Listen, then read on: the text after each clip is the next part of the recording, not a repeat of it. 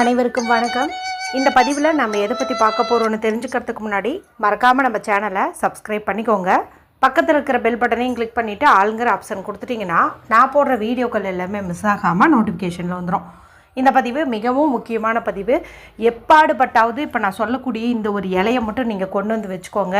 கண்டிப்பாக நாளைய நாளில் இந்த ஒரு பரிகாரத்தை வந்துட்டு நீங்கள் செய்யுங்க. இதன் மூலமாக உங்கள் வாழ்க்கையில் இருக்கக்கூடிய கண் திருஷ்டி, ஏவல், பில்லி, சூன்யம், எதிரி தொல்லை, கடன் எல்லாமே உங்களை விட்டு நீங்கும். கண்ணுக்கு தெரியாத எப்பேற்பட்ட எதிரிகளாக இருந்தாலும் சரி, அது எல்லாமே உங்களை விட்டு நீங்கும் அப்படின்னே சொல்லலாம். சரி, அது என்ன பொருள், அந்த என்ன பரிகாரம், எப்படி செய்யணும் அப்படின்னு தெரிஞ்சுக்கிறதுக்கு முன்னாடி இன்றைக்கி நமக்கு 444 அப்படிங்கிற ஏஞ்சல் டே இருக்குது. இந்த நாளில் நம்ம என்ன கேட்டாலும் பிரபஞ்சமானது தட்டாமல் நமக்கு கொடுக்கும் அப்படின்னே சொல்லலாம். இந்த நாளில் சிம்பிளாக செய்கிற மாதிரி 4 முக்கியமான பரிகாரங்கள் குறித்து வீடியோ போட்டிருக்கிறேன். ஒன்று பார்த்திங்கன்னா, இன்று மாலை 4:44 இல்லைன்னா 5 மணிக்குள்ளார ஒன்று எழுதுங்க. அது வெறும் 4 வார்த்தை தான் இருக்கும். அதை நீங்கள் எழுதுங்க அப்படின்னு சொல்லியிருப்பேன். அடுத்து பார்த்திங்கன்னா, அதே டைமில் 4 எழுத்தை மட்டும் சொல்லுங்க அப்படின்னு சொல்லி ஒரு வீடியோ போட்டிருப்பேன். அடுத்ததாக பார்த்திங்கன்னா, குளிக்கும் தண்ணீர் பரிகாரம். அதில் நீங்கள் எந்த ஒரு பொருளுமே போட தேவையில்லை. சும்மா அந்த தண்ணிக்குள்ளார விரலை விட்டு நான் சொல்லக்கூடியதை எழுதி குளிச்சிங்க அப்படின்னாவே போதும், மேஜிக் போட்ட மாதிரி உங்கள் வாழ்க்கை மாறும் அப்படின்னே சொல்லலாம். அடுத்ததாக முடிஞ்ச வரைக்கும் இன்று மாலை 4:44 இல்லைன்னா இரவுக்குள்ளார ஒன்று எழுத சொல்லியிருந்தேன். ஒரே ஒரு முறை எழுதுனீங்க அப்படின்னாவே போதும், என்ன வரம் கேட்டாலும் கிடைக்கும், எவ்வளோ பணம் கேட்டாலும் கிடைக்கும் அப்படின்னு சொல்லியிருப்பேன். நாலுமே இன்றைய நாளில் இரவுக்குள்ளார செய்கிற மாதிரி பரிகாரம் தான். இது வரைக்கும் நீங்கள் அந்த வீடியோ பார்க்காம இருந்தீங்கன்னா எண்டு ஸ்க்ரீனில் லிங்க் கொடுக்குறேன், மறக்காமல் பார்த்து பயன்படுத்திக்கோங்க. ஏதாவது ஒன்று செய்வதன் மூலமாக நிச்சயமாக உங்களுடைய வாழ்க்கை மாறும் அப்படின்னே சொல்லலாம்.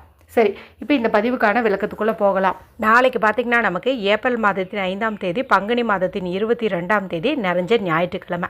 பொதுவாக ஞாயிற்றுக்கிழமை அப்படிங்கிறது சூரிய பகவான் வழிபாட்டுக்கும் அதே போல் ராகு பிரீத்தி செய்வதற்கும் ஏற்ற ஒரு நாள்னு சொல்லலாம். இந்த நாளில் கடன் தீர்வதற்கு, எதிரி தொல்லை நீங்குவதற்கு, அதே போல் கண் திருஷ்டி நீங்குவதற்கெல்லாம் நம்ம பரிகாரம் செய்யும்போது நல்ல பலனை கொடுக்கும் அப்படின்னே சொல்லலாம். சாதாரணமாக இருக்கக்கூடிய ஞாயிற்றுக்கிழமைக்கு இந்த சிறப்பு அப்படிங்கும்போது, நாளைய நாளில் பங்குனி மாதத்திற்குண்டான சங்கடகர சதுர்த்தி இருக்குது. இந்த சங்கடகர சதுர்த்தி நாளில் நான் சொல்லக்கூடிய இந்த ஒரு பரிகாரத்தை நீங்கள் செஞ்சீங்கன்னாவே போதும், உங்கள் வாழ்க்கையில் இருக்கக்கூடிய 1000 பிரச்சனைகள் இருந்தாலும் சரி, எல்லாமே உங்களை விட்டு நீங்கும் அப்படின்னு சொல்லலாம். மாதத்துக்கு 2 முறை இந்த சதுர்த்தி திதி வரும். வளர்பிறை சதுர்த்தி, தேய்பிறை சதுர்த்தின்னு. வளர்பிறை சதுர்த்தி அப்போ நம்ம வளமான வாழ்க்கைக்கு தேவையானதையெல்லாம் வேண்டும்னு நம்ம விநாயகர் பெருமானிடம் கேட்டு வழிபாடு செய்யணும். தேய்பிறை சதுர்த்தியான சங்கடகர சதுர்த்தி நாளில் நம்ம வாழ்க்கையிலேருந்து நீங்க வேண்டிய, தேய வேண்டிய பிரச்சனைகளெல்லாம் நம்மளை விட்டு போகணும்னு சொல்லிட்டு வழிபாடு செய்யணும். அதே போல் வளர்பிறை சதுர்த்தி நாளில் நம்ம காலையிலேயே வழிபாடு செய்யணும். தேய்பிறை சதுர்த்தியான இந்த சங்கடகர சதுர்த்தியில் மாலை நேரத்தில் தான் வழிபாடு செய்யணும். அப்போ தான் நமக்கு நல்ல பலன் அப்படிங்கிறது கிடைக்கும். சரி, இந்த சங்கடகர சதுர்த்தி எப்போ தொடங்குது, எப்போ முடியுது அப்படின்னு தெரிஞ்சுக்கலாம். நாளைக்கு காலையில் 11:52 அப்படிங்கும்போது தான் இந்த திதியானது தொடங்குது. இது திங்கட்கிழமை மதியம் 1:48 வரைக்கும் இருக்குது. நாம் எந்த நாளில் கோவிலுக்கு போய் வழிபாடு செய்யணும், வீட்டில் வழிபாடு செய்யணும், நான் சொல்லக்கூடிய பரிகாரத்தை செய்யணும் அப்படின்னு பார்த்திங்கன்னா, நாளைய நாளில் தான், இந்த ஞாயிற்றுக்கிழமை நாளில் தான் நீங்கள் செய்யணும். மேலும் நாளைய நாளில் தமிழ் தேதி பார்த்திங்கன்னா 22 அப்படின்னு இருக்குது. இதில் வர 2 ஆட் பண்ணிங்கன்னா உங்களுக்கு கிடைக்கக்கூடிய நம்பர் 4. இந்த 4ங்கிற ராகுவுக்கு உரியது. நான் முன்னாடியே சொன்ன மாதிரி ஞாயிற்றுக்கிழமைங்கிறது ராகு பிரீத்தி செய்வதற்கு ஏற்ற ஒரு நாள். அவருக்குரிய எண் இந்த நாள்லேயும் அமைஞ்சிருக்கிறது ரொம்ப சிறப்பு அப்படின்னு சொல்லலாம். ஸோ இந்த பரிகாரம் உங்களுக்கு 100% பலனை கொடுக்கும் அப்படின்னே சொல்லலாம். யாரெல்லாம் இந்த பரிகாரத்தை செய்யலாம் அப்படின்னு கேட்டிங்கன்னா, ஆண்கள், பெண்கள், யாருக்கெல்லாம் பிரச்சனை இருக்குதோ அவங்க எல்லாம் செய்யலாம். இப்போ கணவருக்கு தான் நிறைய பிரச்சனை இருக்குது, அவர் இது மாதிரி பரிகாரமெல்லாம் செய்ய மாட்டார், நம்ப மாட்டார். மனைவியாகிய நான் செய்யலாமா, என் சகோதரருக்கு இந்த பிரச்சனை இருக்குது, தங்கச்சியாகிய நான் செய்யலாமா, அம்மா அப்பாவுக்கு இந்த பிரச்சனை இருக்குது, மகனாகிய நான் செய்யலாமா அப்படின்னு கேட்டிங்கன்னா தாராளமாக செய்யலாம். யாருக்காக வேண்டுமானாலும், யார் வேண்டுமானாலும் இந்த ஒரு பரிகாரத்தை செய்யலாம். அதே போல் பீரியட்ஸ் டைமில் செய்யலாமா, மேலும் ஞாயிற்றுக்கிழமைய நாளாக இருக்கிறதுனால நாங்கள் அசைவமெல்லாம் சாப்பிடுவோம், அப்பவும் செய்யலாமா அப்படின்னு கேட்டிங்கன்னா எப்படி இருந்தாலும் நீங்கள் செய்யலாம். சரிங்களா, இதுக்கு எந்த ரூல்ஸுமே கிடையாது. சரிங்களா, நம்ம ஏன்னா பூஜை அறையில் எதுவும் செய்ய போகிறது கிடையாது, வெளியில் வச்சு செய்ய போகிறோம். சரி, தேவையான பொருள் என்ன, எந்த நேரத்தில் செய்யணும் அப்படின்னு பார்த்தலாம். இதை நீங்கள் அந்த சதுர்த்தி திதி தொடங்கினதுக்கு அப்புறமா வந்துட்டு செய்யுங்க. அதாவது நாளைக்கு காலையில் 11:52 மேலே இரவு ஒரு 10-11 மணி வரைக்கும் கூட நீங்கள் டைம் எடுத்துக்கிட்டு இந்த பரிகாரத்தை செய்யலாம். நடுவில் ராகு காலம் யமகண்டமெல்லாம் வருமே, பரவாயில்லையா அப்படின்னு கேட்டிங்கன்னா பரவாயில்ல, எந்த தவறுமே கிடையாது. சரிங்களா? சரி, இதுக்கு தேவையான பொருள் என்ன அப்படின்னு பார்த்தீங்கன்னா, ஒரே ஒரு எருக்கன் இலை வந்து நமக்கு தேவைப்படுது. இந்த எருக்கன் இலை வந்து வெள்ளை இலையாக இருந்தாலும் சரி, இல்லை இந்த ஊதா நேரத்தில் பூ வரும் இல்லையா, அந்த இலையாக இருந்தாலும் சரி, ஏதாவது ஒரு எருக்கன் இலை வந்துட்டு நீங்கள் எடுத்துக்கோங்க.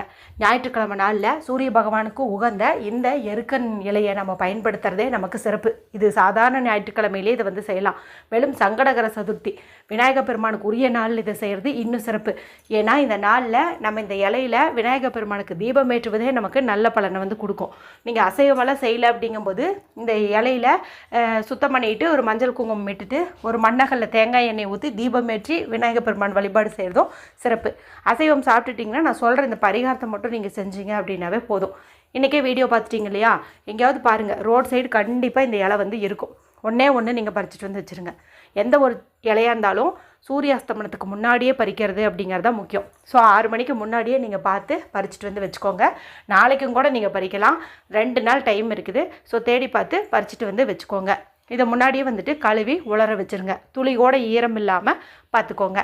அடுத்து நமக்கு தேவையானது அப்படின்னு பார்த்தீங்கன்னா, கருப்பு நிறத்தில் இங்க் வர மாதிரி பேனா, ஸ்கெட்ச் பென்சில், மார்க்கர் ஏதாவது ஒன்று எடுத்துக்கோங்க. இதெல்லாம் இல்லைன்னா வீட்டில் கண்மை வச்சுருந்திங்கன்னா அது கூட நீங்கள் வந்துட்டு எடுத்துக்கலாம். அடுத்து நமக்கு கற்பூரம் வந்து தேவைப்படுது. கட்டி கற்பூரமோ சின்ன கற்பூரமோ எது வேணாலும் நீங்கள் எடுத்துக்கலாம். அடுத்தது வீட்டில் வேப்பெண்ணெய் இருந்துச்சு அப்படின்னா வேப்பெண்ணெய் வந்து எடுத்துக்கோங்க. இல்லைன்னா இந்த வேப்பம் பொடி கிடச்சிச்சு அப்படின்னா அதையும் கூட நீங்கள் வந்து வச்சுக்கலாம். ரெண்டுமே எங்கள் வீட்டில் இல்லை அப்படிங்கிறவங்க பரவாயில்ல விட்டுருங்க, ஆனால் இருந்தால் பயன்படுத்துங்க. அடுத்து எண்ணி ஒரு 4 மிளகு வந்து எடுத்துக்கோங்க. இது இன்னும் நமக்கு அதிகப்படியான பலன் கிடைக்கிறதுக்கு உதவியே இருக்கும். வீட்டில் இருக்கிறதே எடுத்துக்கலாம். இப்போ நான் சொன்ன இந்த பொருளையெல்லாம் எடுத்துகிட்டு அமைதியான இடத்துல உட்காந்துக்கோங்க. யாரு கூடவும் பேசாதீங்க. மனசை நல்லா ரிலாக்ஸ் பண்ணிக்கோங்க. உங்களை விட்டு சீக்கிரமாக தீர வேண்டிய பிரச்சனை என்ன? கடனா, கஷ்டமா, இல்லை ஏதாவது ஒரு நோய்வாய்ப்பட்டிருக்கீங்களா? எதுவாக இருந்தாலும் சரி, எதிரி தொல்லையாக இருந்தாலும் சரி, இந்த எருக்கன் இலையில் கருப்பு நிற பேனாவை பயன்படுத்தியோ மையை பயன்படுத்தியோ நீங்கள் வந்துட்டு எழுதணும். இப்போ எதிரினா எதிரினுடைய பேரையை கூட நீங்கள் எழுதலாம். இல்லை எனக்கு கண்ணுக்கு தெரியாத எதிரிங்கள்லாம் இருக்கிறாங்க அப்படிங்கும்போது பொதுவாக வந்து எதிரி அப்படின்னு சொல்லிட்டு நீங்கள் எழுதிக்கோங்க. கடன்னா கடன் எழுதுங்க, நோயினா நோயின்னு எழுதுங்க, கஷ்டம்னா கஷ்டம்னு எழுதுங்க. எதுவோ அதை வந்துட்டு நீங்கள் இந்த இலையில் வந்து எழுதிக்கோங்க. ஒன்றுக்கு மேற்பட்ட பிரச்சனைகளை எழுதலாமா அப்படின்னு கேட்டிங்கன்னா அப்படியெல்லாம் எழுதக்கூடாது. ஒரு இலையில் ஒன்று தான் வந்து எழுதணும். நீங்கள் 2-3 இலை கிடச்சிச்சின்னா ஒன்றில் கடன், ஒன்றில் நோய், இந்த மாதிரி கூட நீங்கள் வந்துட்டு எழுதிக்கலாம். இப்போ எழுதி முடிச்சாச்சு. நான் முன்னாடியே சொன்ன மாதிரி வேப்பெண்ணையோ வேப்பப்பொடியோ வச்சுருந்திங்கன்னா அந்த எழுத்துக்கள் மேலே வந்துட்டு நீங்கள் போட்டுருங்க. அது இல்லைன்னா பரவாயில்ல விட்டுருங்க. இப்போ இதுக்கு மேலே அந்த கற்பூரத்தை வச்சுக்கோங்க. அதாவது நீங்கள் எழுதுனீங்க இல்லையா, அந்த எழுத்து மேலே கற்பூரத்தை வச்சுக்கோங்க.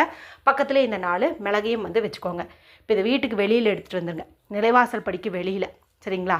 இப்படி பண்ண முடியாதுன்னு நினைக்கிறவங்க கொல்லைப்புறத்துலையோ அல்லது பால்கனிலேயோ மொட்டை மாடியிலையோ கூட பண்ணிக்கலாம். ஆனால் வீட்டுக்குள்ளே இது வந்து எரிக்கக்கூடாது. வீட்டுக்கு வெளியில் தான், வாசப்படிக்கு வெளியில் தான் வந்து வச்சு எரிக்கணும். இப்போ இதை வச்சாச்சு இல்லையா, இப்போ இந்த கற்பூரத்தை ஏற்றி வச்சுருங்க. முன்னாடியே நீங்கள் அப்படியே உட்காந்துக்கோங்க.